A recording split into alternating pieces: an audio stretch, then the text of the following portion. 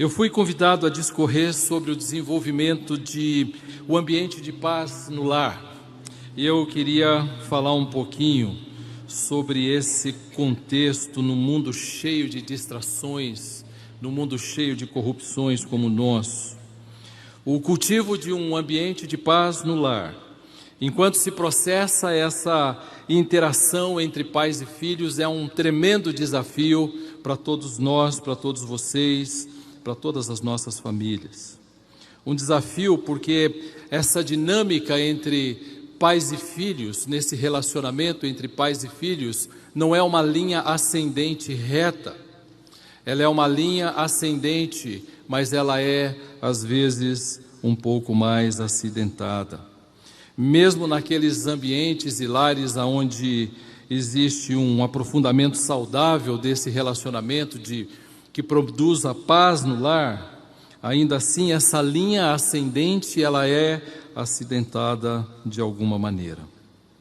Eu quero considerar nessa manhã, e eu queria muito que você usasse sua Bíblia, abrisse sua Bíblia, porque nós vamos ler a Bíblia aqui.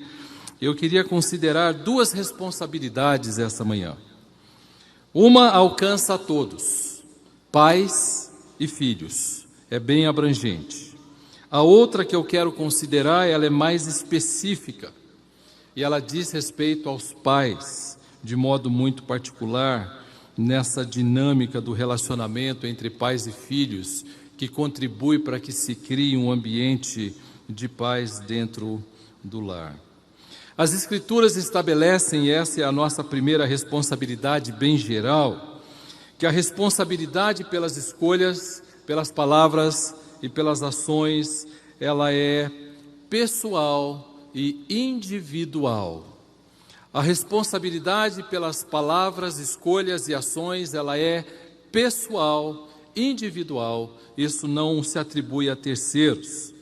É responsabilidade de cada um, porque as escolhas que são feitas, palavras, os comprometimentos, as ações, revelam o que está abrigado no coração tanto dos pais quanto dos filhos. E então, não é uma questão de condição, se eu tenho mais ou menos, é uma questão de coração, o aprofundamento de um relacionamento que visa produzir paz no lar. Jesus enfatiza, e eu queria que você olhasse para isso, o que as palavras revelam o que está no coração. Um coração pacificador falará palavras pacificadoras. Um coração rebelde, hostil, um coração obstinado falará palavras obstinadas. Você tem um personagem na Bíblia que provavelmente ele sofreu demais e no final a vida dele foi muito difícil, porque ele trocou de lealdade. Ele trocou a lealdade dele a Davi, ao rei Davi, por um filho do rei Davi. E ele teve os seus dias muito difíceis depois. Se você olhar para o Salmo 55, verso 21, eu quero ler vários textos hoje com você. Ele vai dizer assim, o rei Davi, num daqueles salmos que nos aquieta o coração em tempos de deslealdades e de conflitos e de uma série de confrontos em casa, ou quem sabe na igreja, enfim. Salmo 55, 21, esse é um daqueles salmos consoladores. A sua boca era mais macia que a manteiga, Salmo 55, 21. Porém no coração havia guerra. A boca fala que está cheio o coração. As suas palavras eram mais brandas que o azeite, contudo eram espadas desembainhadas. Ele está dizendo, aquele homem que foi um dos meus conselheiros mais leais, de repente esse moço troca de lealdade e ele muda para defender alguém com propósitos ímpios. Aquilo que nós falamos reflete o que está no coração, e um filho pode ou não promover a paz, e um pai também. Eu quero chamar a atenção na segunda parte do nosso tempo para nós pais. O que se fala, como se fala, não é só o que se fala, como se fala, a intensidade com que se fala, o tom de voz com que se fala, a entonação, não é? comunica de maneira muito evidente o que está no coração. E nós estamos acostumados a ser, às vezes, um falar monótono, que vai numa nota só.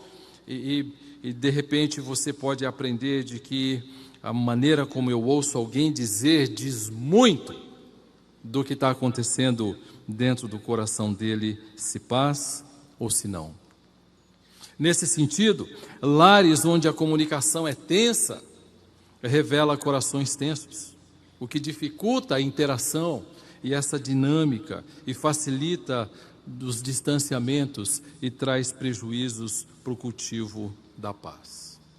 Nesse sentido, eu queria que você prestasse bastante atenção naquilo que acontece com você, na maneira como você comunica com seus filhos em casa, ou como você vai ensinar pais a se comunicarem com seus filhos em casa, porque certamente isso vai revelar muito do que está dominando aquele coração, e é isso que você e eu temos que cuidar muito, porque daqui procede a coisa certa ou a coisa errada, a guerra em casa ou a paz.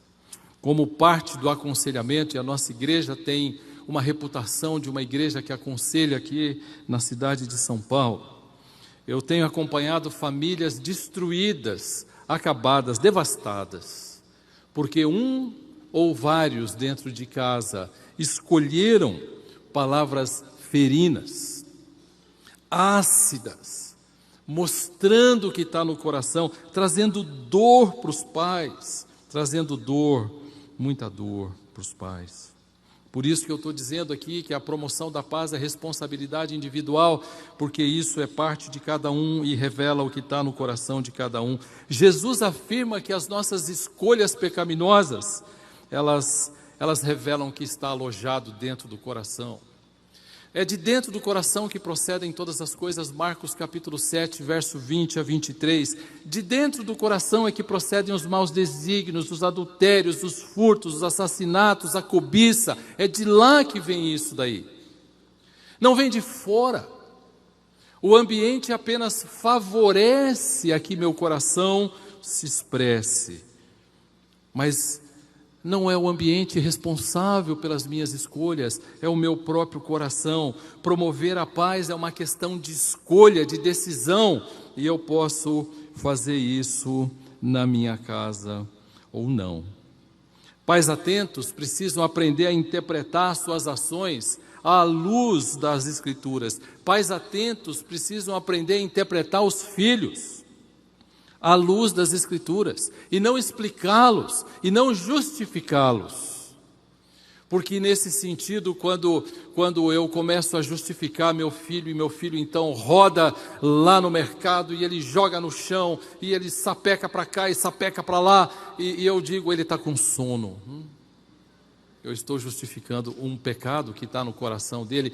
Quando meu filho não ouve, quando meu filho desobedece algo que é feito e é estabelecido dentro de casa, então eu começo a explicar, ele está fazendo isso porque ele não dormiu direito hoje. Ele está fazendo isso porque na verdade ele tem um temperamento, um jeito, uma forma de agir de determinada maneira. E então esse pai não contribui para que esse filho cresça promovendo a paz em casa.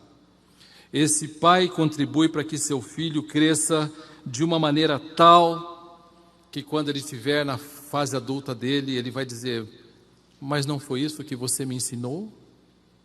Não era assim que era para fazer? Não era dessa maneira que você me treinou? Pais que agem assim ensinam seus filhos a crescerem justificando seus pecados, e vai facilitar ainda mais o distanciamento por uma razão simples que Isaías nos diz: o pecado separa e não promove a paz. Nesse sentido, seríamos muito bem-sucedidos na promoção da paz no lar se nós dessemos os nomes que as coisas têm. E se nós chamássemos de pecado o que é pecado e lidássemos com isso dessa maneira, porque nós temos que prestar atenção neles e nós. Eu costumo dizer para a minha igreja, para os pais da minha igreja, leiam seus filhos. Leiam seus filhos.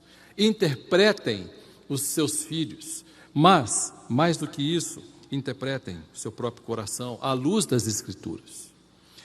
Olhe para o que você está dizendo e fazendo. Quando eles não promoverem a paz em tempos futuros, eles terão aprendido a fazer isso e dirão: eu sempre fiz assim, porque vocês me ensinaram a fazer assim.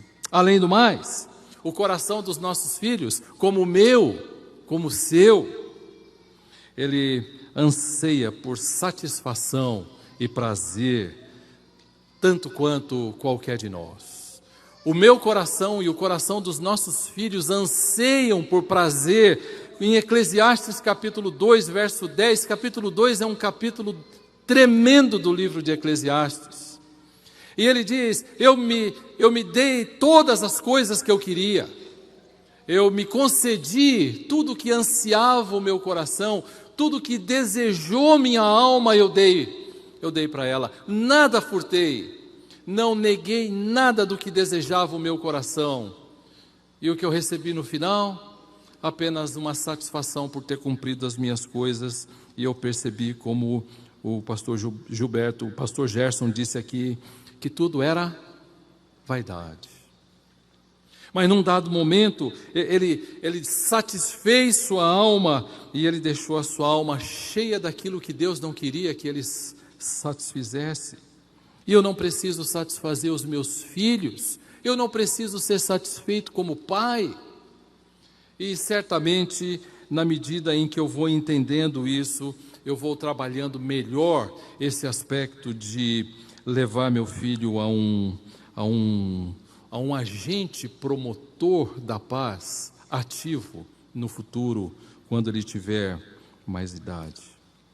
Eu preciso dizer para ele que dentro de casa não se busca satisfazer seus próprios interesses, mas o do outro. Isso promove a paz. E quando todos dentro de casa estão promovendo o maior bem do outro, isso promove a paz, isso é excelente. Mas se eu quero do meu jeito, papai e mamãe, olha o seu coração. Tem que ser assim, porque eu quero assim, porque eu aprendi assim, porque é do meu jeito, não pode ser de outro. Então eu estou ensinando meu filho de que tem que ser assim, e mais tarde, quando ele for bem exigente, ele vai dizer: mas mamãe, não foi isso que você fez? Não foi isso que você disse para o papai?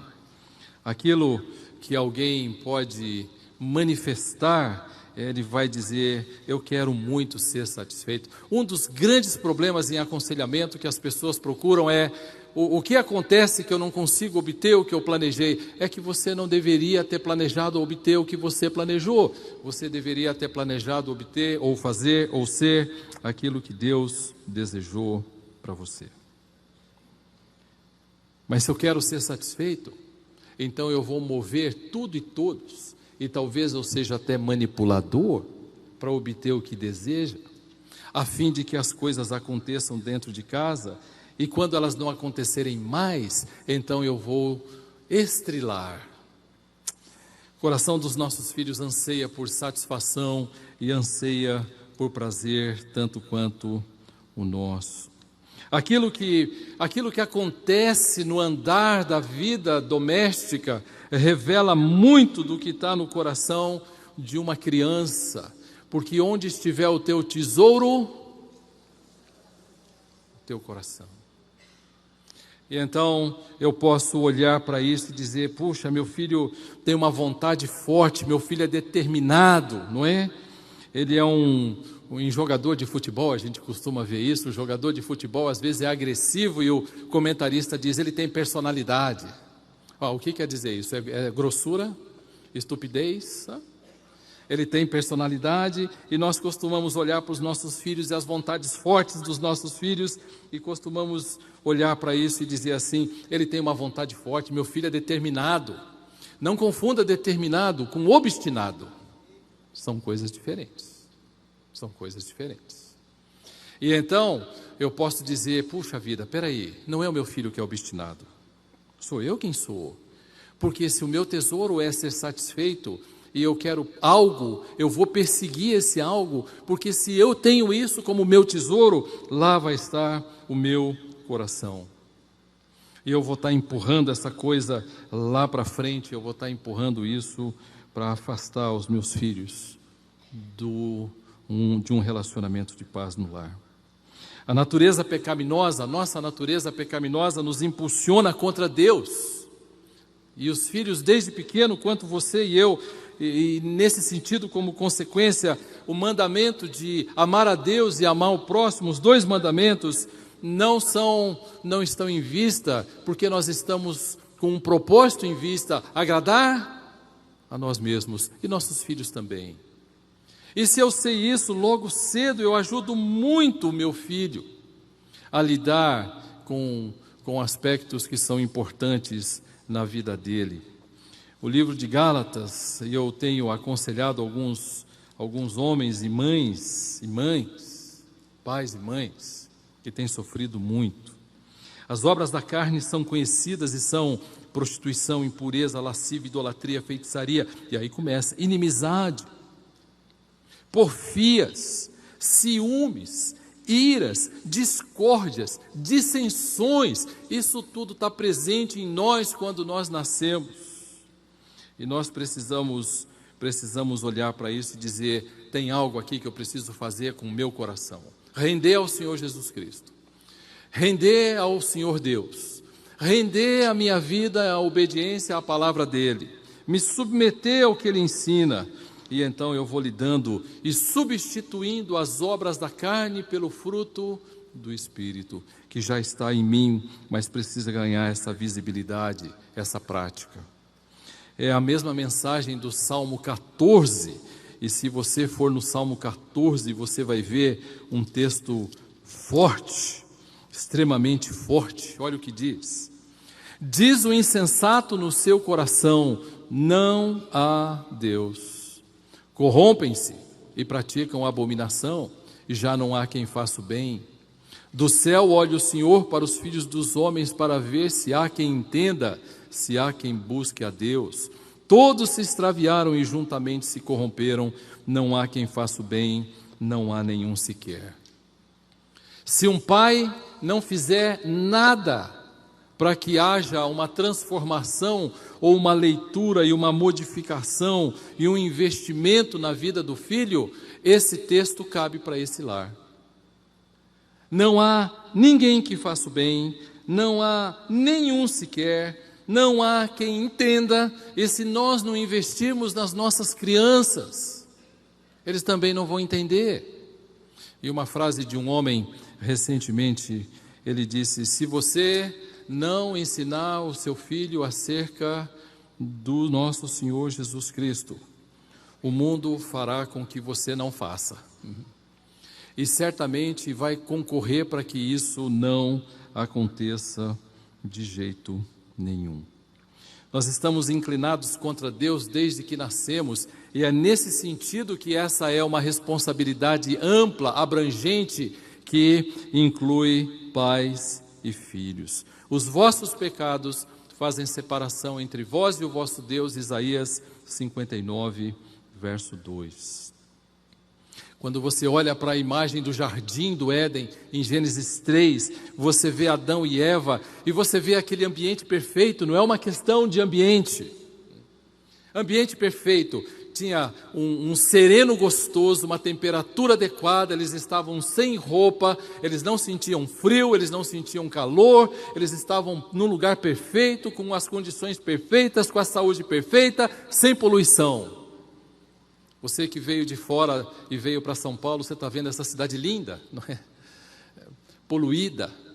Tem uma camada que você olha quando você vem pela Fernão Dias, você vê uns 100, 200 metros acima da cidade. Enfim, lá no jardim não tinha, estava tudo jóia. E nós costumamos dizer: sabe o que acontece? Eu falei aquilo por causa daquilo outro, eu fiz aquilo por causa daquilo, eu fiz aquele negócio por causa daquele outro negócio. Quando você olha para o jardim e você vê a insatisfação de Eva com a provisão de Deus, e ela chega diante do Senhor e diz: eu não gosto da sua provisão, eu quero ouvir o outro conselheiro que está no jardim, eu não quero ouvir o Senhor. E então pega a fruta, e aí então come. Nós estamos assim, insatisfeitos, somos naturalmente insatisfeitos com a provisão de Deus. Maridos com suas esposas, esposas com seus maridos, pais com seus filhos, filhos com seus pais, pais com suas profissões, filhos com suas visões de futuro, somos naturalmente insatisfeitos com a provisão de Deus. E nesse sentido, nós estamos num caldo, como você está vendo, que favorece a não paz dentro do lar. E então, quando eu olho para isso, tem algo que nós, sem dúvida alguma, precisamos fazer. A falta de paz nos relacionamentos dentro do lar decorre das inclinações naturais dos corações que querem ser agradados. Meus filhos e eu mesmo. Como eu quero ser agradado. É uma inclinação vertical contra Deus, mas tem um alcance horizontal e traz prejuízo para dentro de casa. Não raro eu tenho encontrado pessoas que têm dito, sabe, pastor, você não tem ideia do que é ter um marido que gosta de outro homem.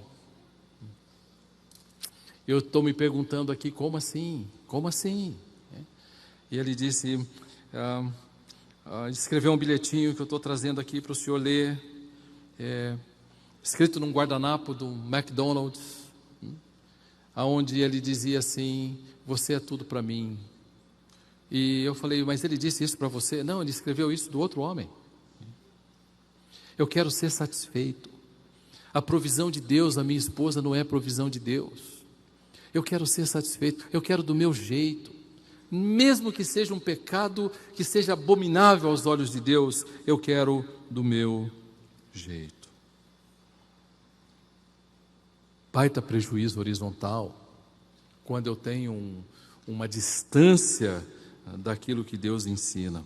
As Escrituras ensinam e afirmam que em Provérbios 22:15, que a estultícia está ligada ao coração da criança. Como professores missionários que estão aqui, nosso papel é ajudar a criança a enxergar o quanto o seu pecado separa de Deus e o quanto a graça de Cristo a coloca num relacionamento vital com o nosso Deus, não é? Esse é muito do nosso trabalho. Não é diminuir o pecado dela, como eu tenho dito em muitos lugares, se eu diminuir o pecado de uma criança ou seu pai adulto, eu minimizo a graça.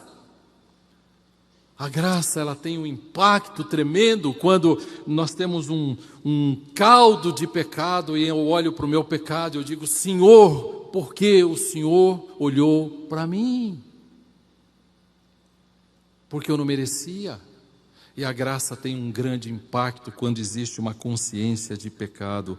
A estultícia está ligada ao coração da criança, mas se ela não é tratada, ela fica ligada ao coração do adulto também, viu? E nesse sentido, nós também não contribuímos para promover a paz dentro de casa. É muito possível e bastante provável que uma criança obstinada em ser satisfeita, que busca o seu desejo o tempo todo, pouco vai contribuir para a paz no lar. O mesmo, nada talvez vai trazer de contribuição. Eu queria que você visse um texto. Queria que você visse um texto comigo em Provérbios capítulo 17. Verso 21. O filho estulto é tristeza para o pai, e o pai do insensato não se alegra. Que coisa dura. Sabe o que é pior? É a realidade hoje aqui na minha cidade de São Paulo. Em muitos lares onde nós estamos ministrando, e nas últimas semanas, minha esposa e eu recebemos um casal de amigos, de irmãos. E eles sentaram na nossa sala e eles disseram, sabe o que o meu filho disse? Meu filho disse, você pensa que eu te amo ou não te amo? Eu não gosto de você, eu não te respeito, pai. Só que ele disse em lágrimas, esse pai, na minha sala de casa, estava minha esposa, a esposa dele, ele e eu, os quatro precisaram enxugar as lágrimas, se recompor bem para continuar a conversa. Que dureza ouvir um filho fazer uma coisa dessa, ou seja, ele não coopera, como o texto diz, para que haja um ambiente de paz no lar, mas um ambiente de tristeza. Verso 25, no mesmo capítulo: o filho insensato é tristeza para o pai, amargura para quem deu a luz. Entretanto, se essa criança, por isso que eu quero colocar a responsabilidade em todos nós, pais e filhos, ela tem ensinada a promover a paz. Capítulo 10 do livro de Provérbios vai dizer: o filho sábio alegra o seu pai. Que maravilha!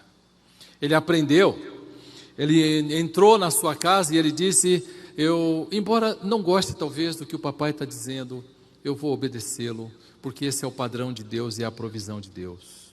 É o padrão de Deus. E então, se de repente meu filho necessariamente não peca, mas não faz aquilo que eu queria, eu vou dizer: meu filho não precisa satisfazer os desejos do meu coração. Eu posso perfeitamente amá-lo. Eu vou já repartir sobre o nosso papel como pais aqui, numa responsabilidade específica. Isso quer dizer que tanto pais quanto filhos podem e devem contribuir para a paz no lar. Se um filho ou um pai insistir em cumprir os seus desejos, muitos deles pecaminosos, intensos do coração, haverá um enorme prejuízo para a paz no lar. Tiago, capítulo 4, verso 1. De onde procedem as guerras e contendas que surgem no meio de vós? Sabe qual é a palavrinha que aparece ali? Aparece uma palavrinha lá no original dizendo assim: não são dos desejos intensos do seu coração? E quando você estiver num conflito lá em casa com seu filho, ou quando acontecer de você ter a necessidade de lidar com uma questão onde não há paz, um ambiente onde não há paz, a minha sugestão para você é que você faça a pergunta: qual é a minha contribuição nesse processo? Primeiro. Segundo, que desejos eu tenho no meu coração que eu quero que sejam atendidos, que se não forem, eu não abro mão do que eu desejo, eu sou determinado ou determinada. E isso vai ajudar você a lidar com aquilo que lá no seu íntimo produz a falta de paz no lar. De onde procedem as guerras que surgem e contendas? Não paz, que surgem no meio de vós. Não são dos desejos intensos, ardentes, uma boa tradução, intensos, que estão no seu coração. Nossos filhos e nós estamos no mesmo processo. Além do mais, e para terminar essa parte das responsabilidades mais gerais, você não pode deixar de pensar que cada um de nós é responsável por sua própria vida diante de Deus, e que nós daremos conta da nossa vida, e cada um vai dar conta da vida a Deus. E segundo aos Coríntios, capítulo 5, verso 9 e verso 10, diz exatamente isso, os dois textos dizem exatamente isso. Por isso, em tudo procuramos lhe ser agradáveis, porque compareceremos perante o Senhor e daremos conta, o texto diz, de tudo que tivermos feito por meio do corpo. E isso inclui os nossos filhos. Isso inclui os nossos filhos. E se isso inclui os nossos filhos, eu preciso ensinar o meu filho a chegar naquele dia e em vez de ele olhar para aquele momento com temor, ele olhar com alegria, dizendo: eu vivi minha vida cumprindo 2 mandamentos: amar a Deus e amar o próximo. E então nós vamos responsabilizar os nossos filhos por suas escolhas. Os momentos que meus filhos mais me desafiavam eram quando tinha visita em casa. Não sei se é o seu caso. Também. E algumas vezes eu fazia questão de dizer para a visita: eu amo tanto os meus filhos que eu gostaria de fazer algo. Você pode esperar? Muitas vezes, inúmeras. E então eu deixava a visita na sala e eu ia para o quarto e o colocava no colo. Eu dizia: querido, você pode explicar para o papai por que você fez isso? Ah, eu não sei. Não é assim? Eu digo, claro que você sabe. Papai vai disciplinar você já já. Mas se você disser que não sabe, ele vai disciplinar 2 vezes você. E então eles diziam, não, eu fiz assim, assim, assim, porque... Não, você fez assim, assim. Bom, disciplina, 40 minutos. Não era uma entrada no banheiro para bater. Não era um puxão de orelha. Não era, enfim, um arrastar daqui para lá. Era um ensino naquele momento que eu queria fazer, lembrar do meu filho o pecado no coração e a necessidade de redenção, de pedido de perdão, de arrependimento, de reconhecimento. E então eu dizia, você entende bem o que aconteceu, querido? Você dará contas a Deus. Entendo. Então eu orava, ele orava e eu batia. Uma disciplina física bíblica, não é nenhum espancamento, está gravando, né? Preciso deixar isso bem claro. Nenhum espancamento, meus filhos estão felizes. Se você perguntar para os meus filhos da infância, minha filha me disse essa semana, pai, 36 anos hoje, que infância boa eu tive. Simples, limitadíssima de recursos materiais, limitadíssima. Mas que infância boa eu tive, nenhuma raiva. E depois que nós fazíamos isso, punha no colo de novo, e de novo orava, e de novo saíamos de mãos dadas do quarto. Querido, você entendeu o que o papai fez? Sabe por quê? Porque eu quero que ele chegue naquele dia e ele preste conta de tudo que tiver feito por meio do corpo, e que ele o faça com integridade, e que ele esteja absolutamente isento de culpa. Tanto quanto eles, lembre-se, você e eu também daremos conta de tudo que nós tivermos feito por meio do corpo. Nós pais temos, às vezes, a habilidade de não contribuir para a paz no lar. A habilidade, nós temos às vezes um desejo, a forma dura de falar, batendo em alguma coisa e sempre com ordens duro, firme. Esquecendo de que os atributos de Deus são diversos, e nós só lembramos de um às vezes. Eu tenho autoridade, e nós precisamos pensar de uma outra maneira. As Escrituras estabelecem que as responsabilidades pelas escolhas, palavras e ações, essa responsabilidade é pessoal e individual. É a primeira de 2 responsabilidades que eu quero falar com vocês nessa manhã. E aí você tem muitas famílias absolutamente desgraçadas, devastadas, porque na caminhada não tem lido seus filhos, nem tem lido seus corações, nem pais, nem os filhos. Nós temos na nossa igreja uma prática com as nossas crianças. Nós temos uma igreja não grande, são 300 pessoas, nós temos umas 70 crianças na nossa igreja. E nós temos grupos que trabalham com essas crianças. Ao final de cada mês, o pai recebe uma cartinha do professor, de você, dizendo: o seu filho, nas 4 semanas desse mês, agiu da seguinte maneira, nós queremos contribuir para que isso aconteça. Alguns professores disseram: se eu fizer isso, eu vou me indispor com fulano, com ciclano, então eu não quero dar aula. Eu disse: então não dê aula. Porque nós amamos tanto as crianças que não queremos deixá-las no erro, sem que o pai saiba. E nós queremos fazer isso para que os filhos sejam aperfeiçoados. Cenário terrível, a nossa natureza, não é? Que bom que a graça de Deus nos alcança, mesmo num cenário preparado para o conflito. Que bom que a graça de Deus nos capacita, mesmo nesse cenário todo preparado para conflitar.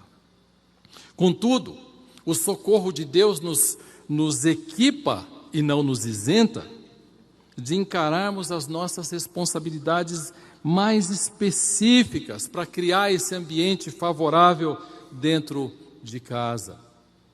Eu preciso, como pai, você precisa, como mãe, pensar no que nós vamos compartilhar aqui. Definidas essas responsabilidades individuais, eu quero me deter nas contribuições que você e eu podemos dar para que nós cultivemos em casa um ambiente um ambiente de paz, um ambiente de sabedoria, aonde os filhos podem se achegar e pedir conselhos, não é? Recentemente, meu filho casou recentemente, vai ser pai em fevereiro, e quando ele começou o namoro, ele sentou comigo e disse: pai, eu estou pensando em namorar tal pessoa, o que você diz? Que bom. Eu disse para ele: bom, para que time ela torce? Não, eu não disse isso. Eu disse: que bom, conheço essa moça.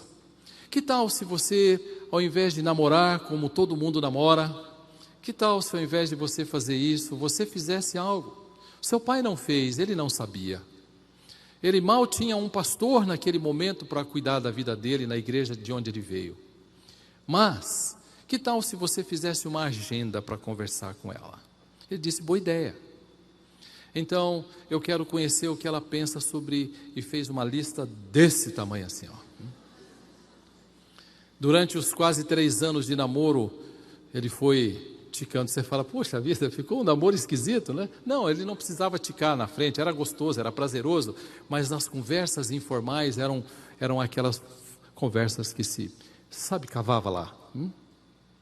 E isso contribui para o futuro ambiente de paz, porque eu vou saber se aquela pessoa com quem eu quero construir minha vida é uma pessoa que tende à paz ou ao conflito, e se não tende à paz, se está disposta a caminhar para. Então, é um bom momento. Meu outro filho começou o namoro e ele sentou comigo também e disse: pai, o que você diz? Olha que coisa boa.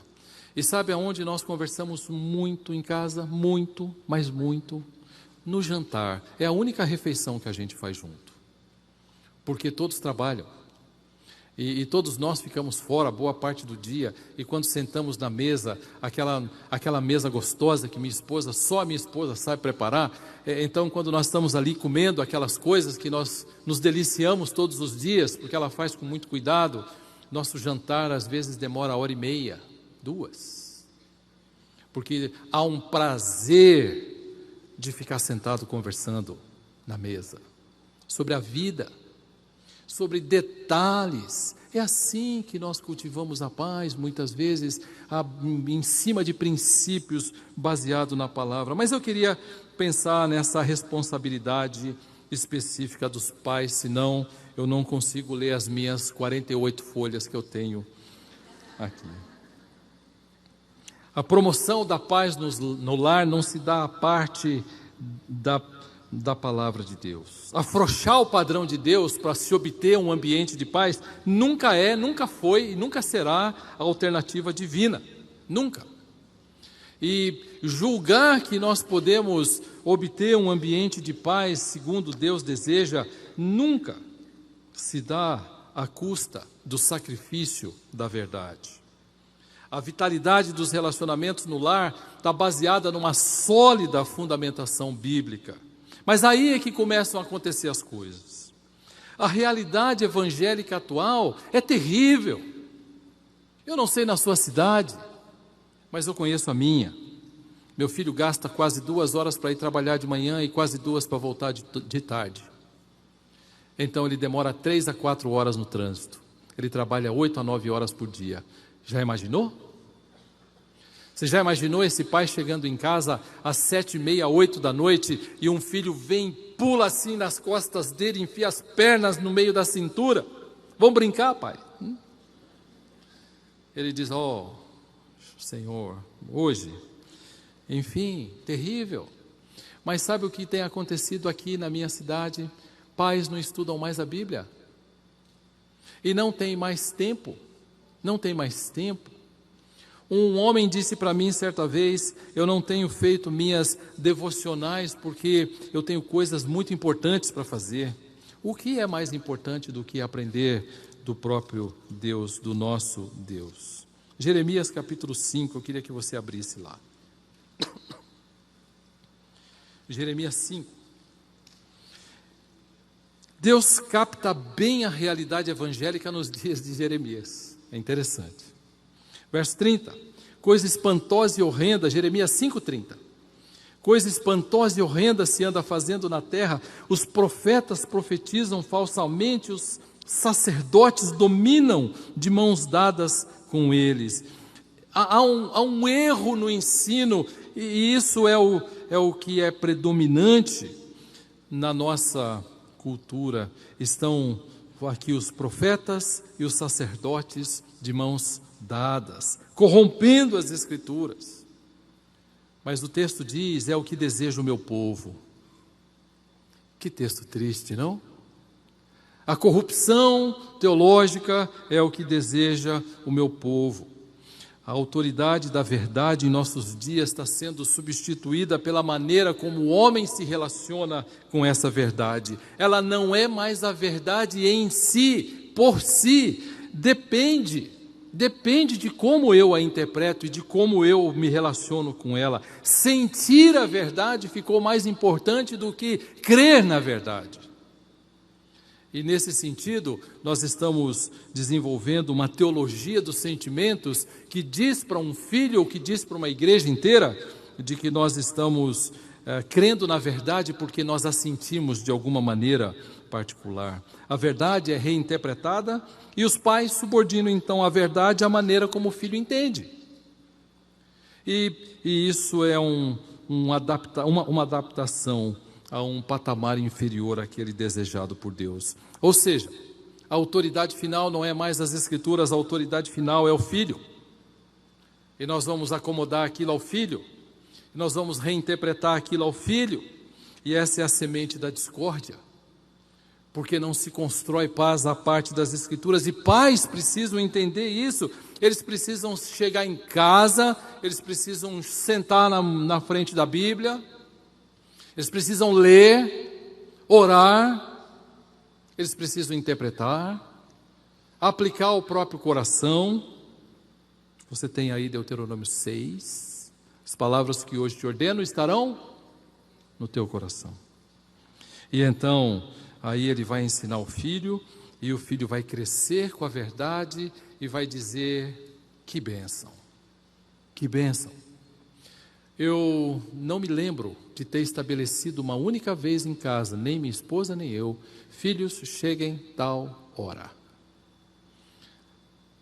Não cheguem depois de tal hora, nunca, jamais.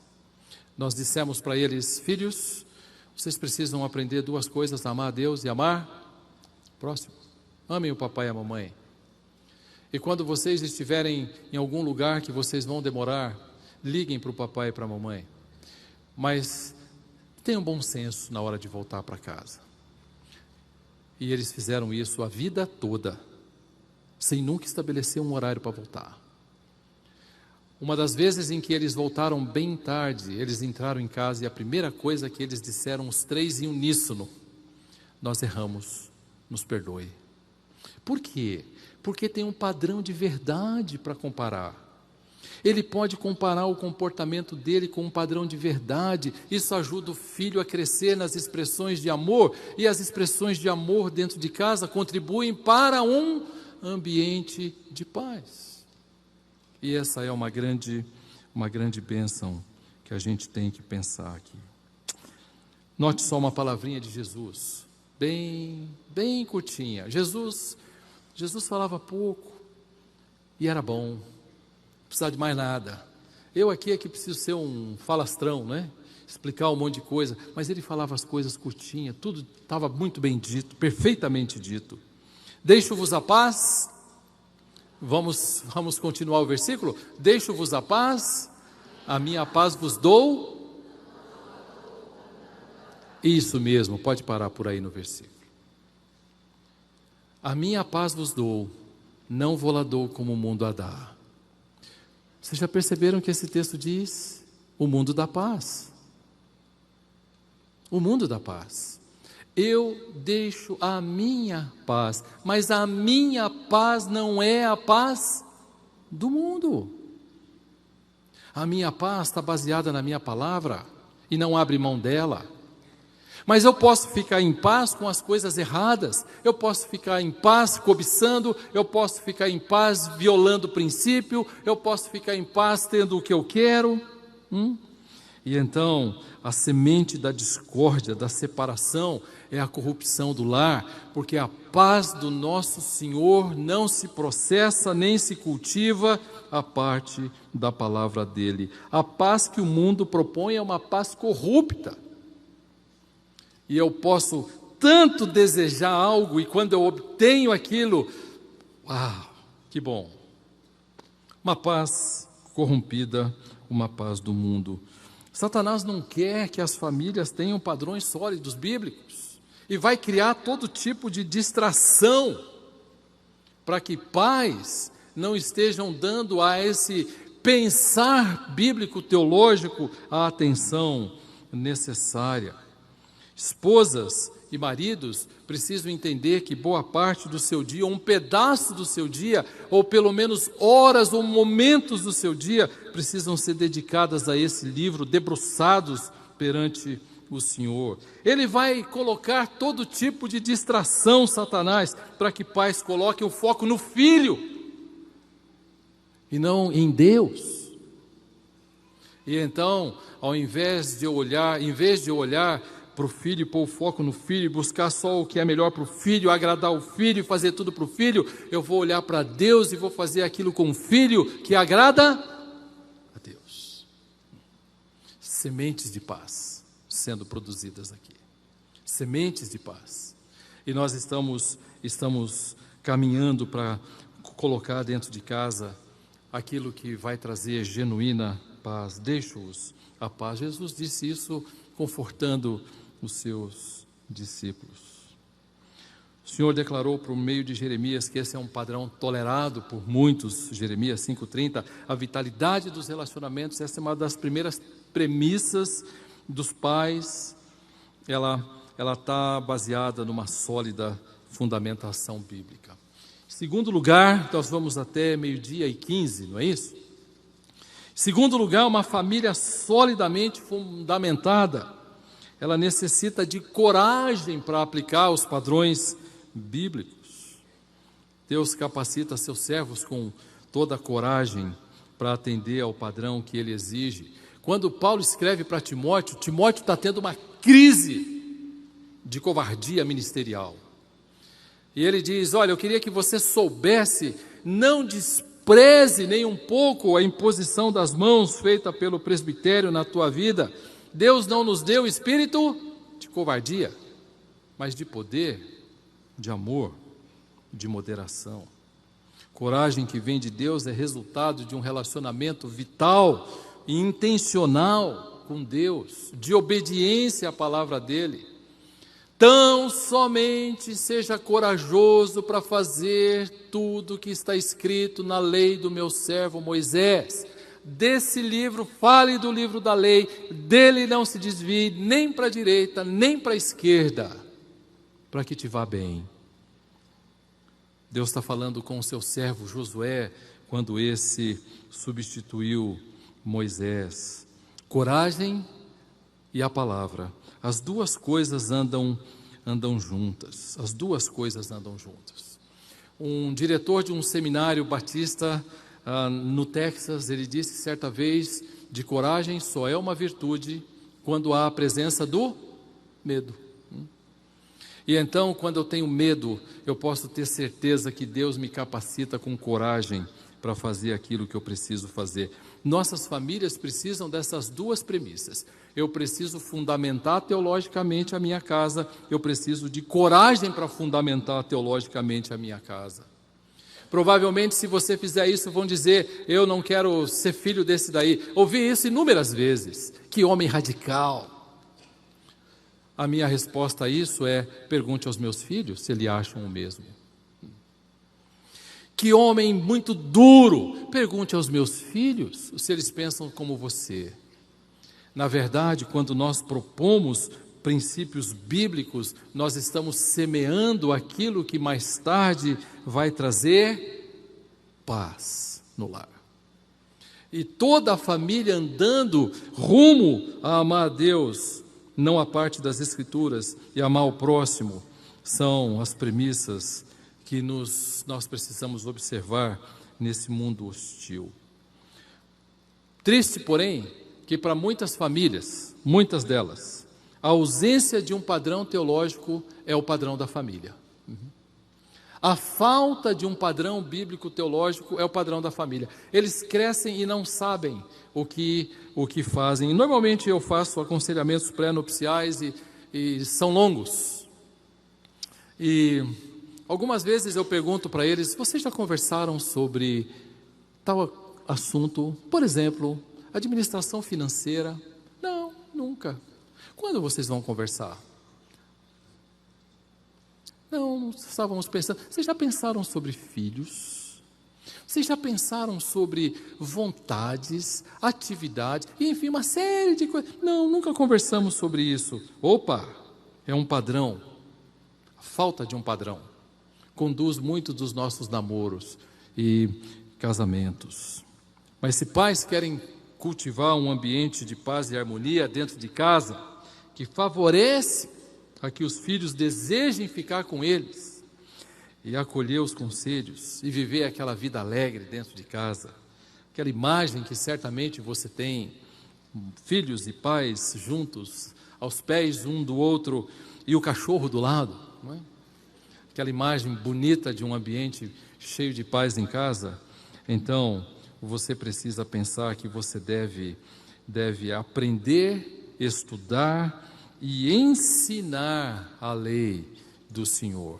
Abra comigo em Deuteronômio, por favor, Deuteronômio capítulo 4.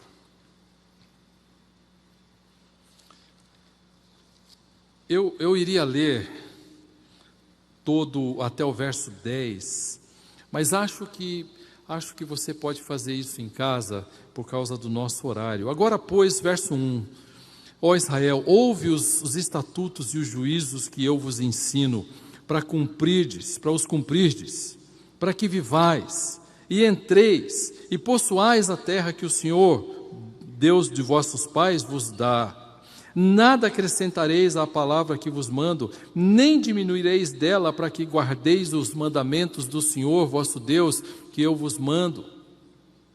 Aí você vai vendo aí, os vossos olhos viram, enfim, verso 3, porém se vocês permanecerem fiéis, verso 4, eis que eu vos dou estatuto, verso 5, verso 6, guardai-os, pois cumpri-os, porque isto vos será sabedoria.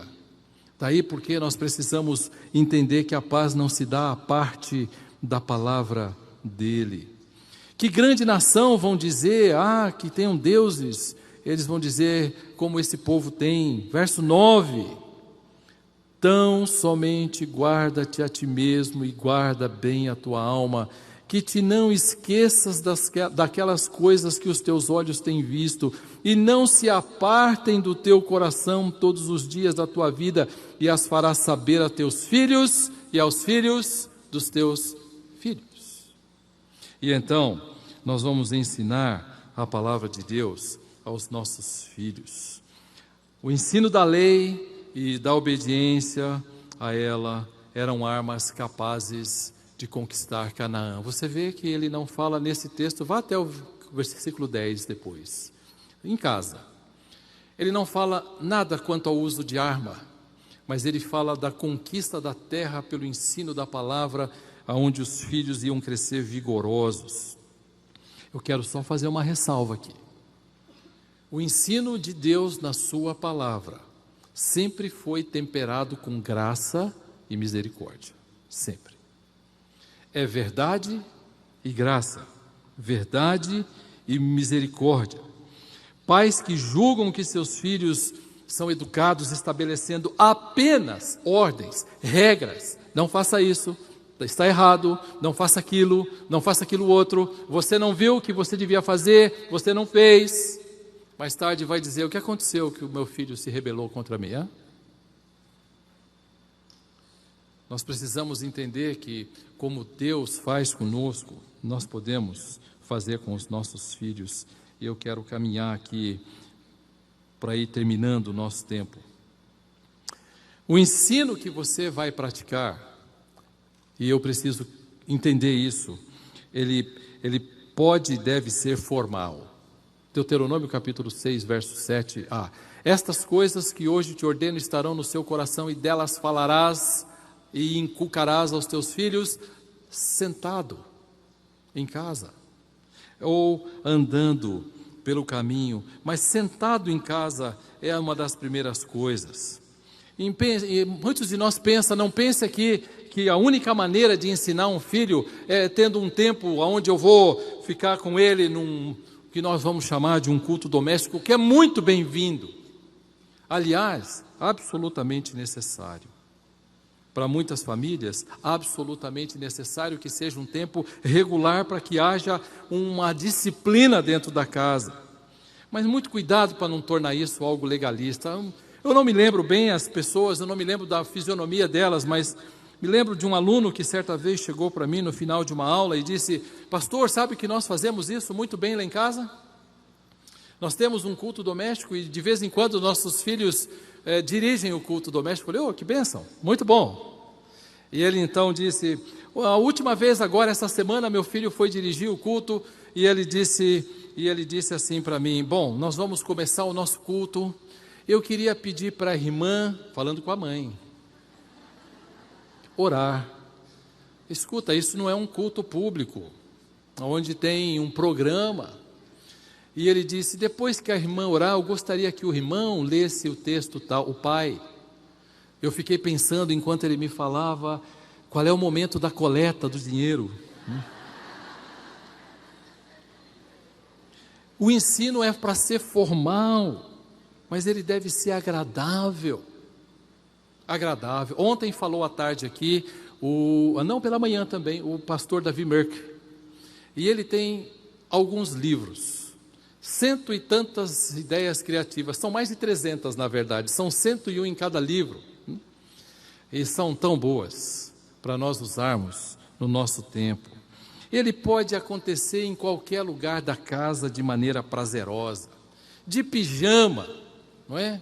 Num dia frio, como em São Paulo faz, enrolado no cobertor, no tapete, sentado no chão, no sofá, mas deve ser intencional o que se vai ensinar ali.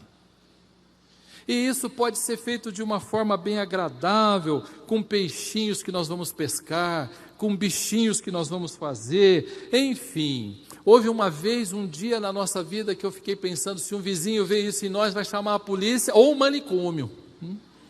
Por quê? Porque nós temos uns problemas, e problemas enormes, financeiros em casa, tínhamos. Vamos orar pedindo que Deus traga luz. Que tal lembrarmos um pouquinho do que Deus disse para Josué de andar 7 vezes em torno da muralha de Jericó? Bom, então foi assim, meu filho mais novo, meu filho do meio, minha filha, minha esposa e eu andando em volta ali da casa.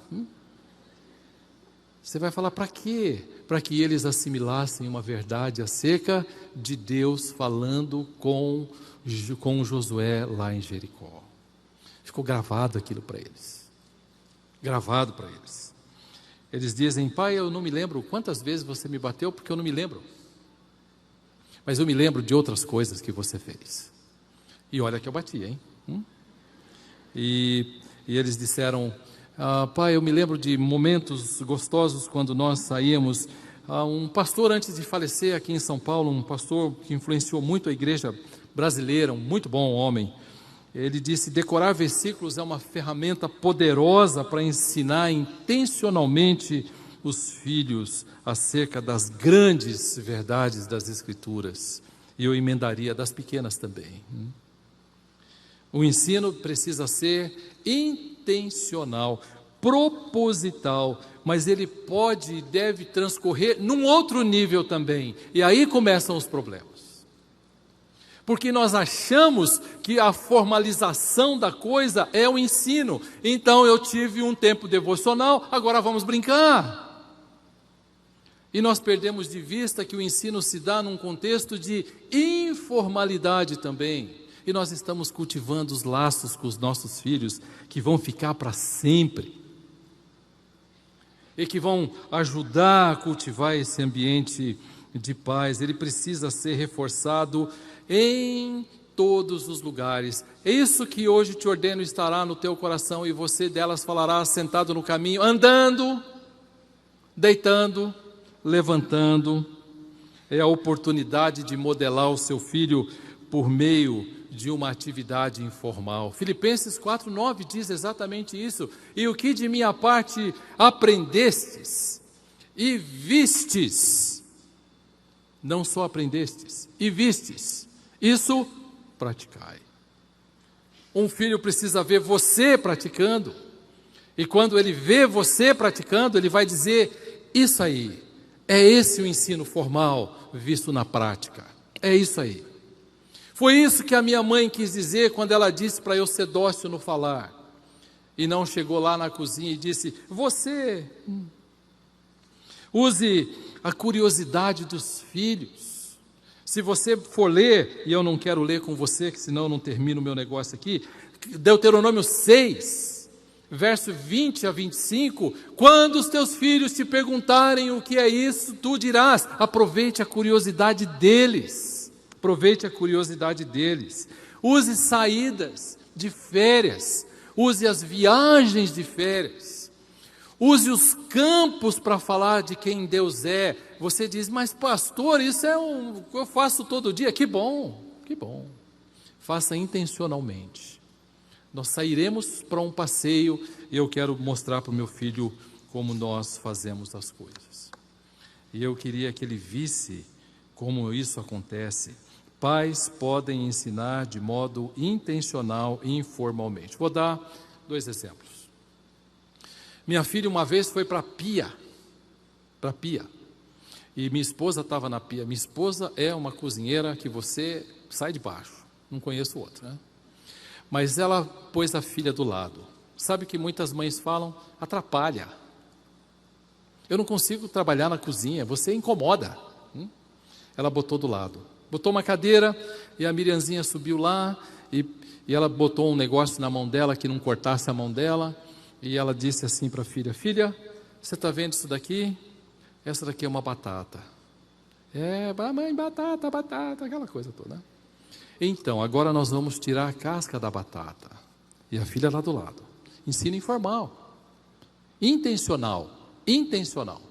Não é casual. Não é acidental. Eu estou propondo isso para você. E então, a mãe disse, nós estamos tirando o pecado da batata.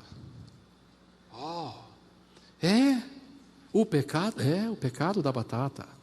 Onde a gente põe o pecado? No lixo. E a batata, gente, para a barriga. Não é interessante? Intencional. Quando é para ensinar? Para que eu tenha paz em casa. O dia inteiro. Ao fazer isso durante todo o dia, o tempo todo, a vida toda, do princípio até o fim, você cultiva dentro de casa um ambiente de paz. Porque filhos crescem dizendo, meu pai me ama. Fui no mercado com meu filho, e esse é o outro exemplo. E disse para ele, filho, nós estamos aqui na fila, e essa mulher aqui atrás de nós tem 2 pacotinhos, e disse, posso passar? Eu tenho só 2 pacotes, você tem um carrinho. E eu disse para ele, ela sabe que não pode pedir isso. Ela sabe que tem que ficar na fila. É a fila. Todos nós estamos na fila. E ela não tem que pedir para passar na frente porque tem 2 pacotes. É que ela quer ser agradada. Ela não tem o princípio, não é? E então eu disse, o que nós vamos fazer? Intencional. Eu preciso ajudá-lo a pensar de que ele pode ser manso e abrir mão de coisas que ele deseja muito e que são até injustas quando são praticadas. E ele disse, eu acho que a gente poderia deixá-la passar. A senhora pode passar. E depois que saímos, pega na mão e diz, você vê o que as Escrituras ensinam? Que nós devíamos abrir mão de coisas que nós temos o direito para viver uma vida em paz com pessoas. Sabe o que nós estamos fazendo? Cultivando um ambiente de paz em casa, porque quando ele não tiver o que quer, ou eu for injusto com eles, então eles vão poder dizer, eu posso abrir mão, e podemos cultivar um ambiente de paz dentro de casa. Sair com filhos para que vejam as coisas. Certa vez passamos num lugar que era uma zona de meretrício. Eu não queria que eles olhassem aquilo, mas eles olharam. E nós nunca mais voltamos por aquele caminho. Nunca mais. Que é isso aí, pai? Oh. Quem ganhou o jogo hoje, filho? Enfim. Filho, isso aí é a expressão da desgraça trazida pelo pecado. O homem se distanciou da pureza e simplicidade devidas a Cristo e corrompeu-se. E o que você está vendo é parte dessa corrupção. Utilize a realidade para provocar diálogos. Utilize essa realidade para provocar diálogos. Vou dizer para você o que um colega meu que hoje está morando nos Estados Unidos fez com 2 filhas lindas que ele tinha. Elas gostavam de assistir um filme onde os homens eram saradões e as mulheres muito bem dotadas. Chamava-se Baywatch. Eu não sei nem se existe hoje ainda esse filme. Era um seriado, na verdade. Nada que prestasse para alguém querer assistir. Mas as filhas dele queriam assistir. E então ele disse, vocês querem assistir? Ok. Que horas é? Tal hora da tarde. Tal hora da tarde ele saiu do escritório dele, onde ele estava, e foi para casa, sentou com as filhas na frente da TV e abriu a Bíblia. Com a TV aberta. E elas começaram a assistir o filme e ele disse, olha filho, que interessante. Você está vendo aquele rapaz dando um beijo na namorada daquele outro, filha? Você acha que é algo para nós copiarmos? Não, não é não. Deixou a Bíblia de lado e o filme continuou. Aí tem uma mentira no meio do caminho, ele diz, você não viu lá o que está escrito em João, que diz que a mentira tem um pai? Nós estamos alimentando nossa mente aqui, gostosamente, com essas imagens que corrompem. Por fim a filha disse, pai, você tem razão. Nós não deveríamos assistir esse filme, nunca mais assistiram. Utilizou a realidade e provocou diálogos, mas isso é intencional, e eu estou propondo para você, isso vai fazer com que a dinâmica do relacionamento cresça, floresça. Então não há, aqui agora é estudar a Bíblia, e lá agora é brincar, se esbaldar, não tem mais nada. Não, agora é hora de fazer um ensino informal. E agora isso vai acontecer de uma maneira muito especial. Eu queria que você visse o que um homem escreveu a respeito do relacionamento com os pais dele. Queria que você fosse comigo para o livro de Provérbios, capítulo 4. Provérbios, capítulo 4. Existe prorrogação aqui? Não existe não, né? Não existe prorrogação de tempo não, né? Então, Provérbios 4, 1. Ouvi, filhos, a instrução do Pai, estai atentos para conhecerdes o entendimento, porque vos dou boa doutrina, não deixeis o meu ensino. Quando eu era filho, em companhia de meu pai, tenro e único diante de minha mãe, então ele me ensinava e dizia, retém o teu coração as minhas palavras, guarda os meus mandamentos e vive, adquire a sabedoria, adquire o entendimento, e não te esqueças das palavras da minha boca, nem delas te aparte. Ocorre que ele não era único, ele tinha irmãos, mas quando ele olha para o relacionamento com o pai, ele diz, quando eu era filho, em companhia do meu pai Davi, tenro e único, é como ele se via. Aquele pai cuidava dele de uma forma que ele se olhava e dizia, como Deus me amava, como Deus me amava, como o pai me amava, melhor, como meu pai me amava. Mas tem um último ensino, e eu tenho 4 minutos para falar sobre ele, que tem um tremendo impacto na vida das famílias. Não é o formal, não é o informal, e eu vou chamar aqui de ensino não formal. É um nome que a gente vai dar aqui. É aquilo que os pais não querem ensinar e ensinam, entende? É aquilo que faz parte do que eu chamo de currículo oculto da casa. Eu estou começando a escrever um livro sobre isso. Sabe onde eu estou? Eu estou ainda na primeira linha. Só o nome do livro eu pus lá. Não escrevi mais nada. Mas em breve eu gostaria de pensar sobre isso. Do tremendo impacto que o ensino não formal que o currículo da casa faz na vida de um filho. É pesado. Você lembra de Gênesis 12, 13? E então, diante do faraó, Abraão disse que ela era minha irmã. Capítulo 20, diante da dinastia de Abimeleque, ele disse que era minha irmã. Capítulo 26, Isaque, diante da dinastia de Abimeleque, ele disse que a minha irmã falou para Rebeca. Ora, Abraão não tinha intenção de ensinar seu filho, mas ensinou. Currículo oculto é aquele no qual um filho copia o modelo dos pais. E quando um pai é pacificador, o filho vai na mesma direção. Ele modela os seus filhos. E quando o filho reproduz o pai, há um ambiente de paz dentro de casa.